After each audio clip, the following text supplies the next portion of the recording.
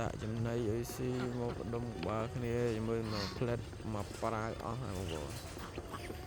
បាទមិនត្រឹមតែស៊ីមាន់ទេស៊ីមាន់ដាក់មាន់ដាក់ឲ្យទាដាក់ឲ្យកងានេះបងប្អូនមានតាំងពីព្រៀបមកទៀតនេះព្រៀប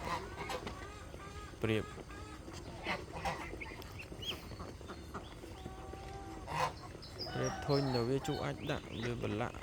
ពេញនឹងជុះដាក់វាអង្ដាឡើងផ្ទះឡើងអីហ្នឹងប្រឡាក់ឡើងពេញហ្នឹងដេញវាទៅម៉ានដងវាមកឥឡូវកាត់កូនកាត់ចៅមកទៀតព្រៀប4ទៀតនេះឃើញ3សិន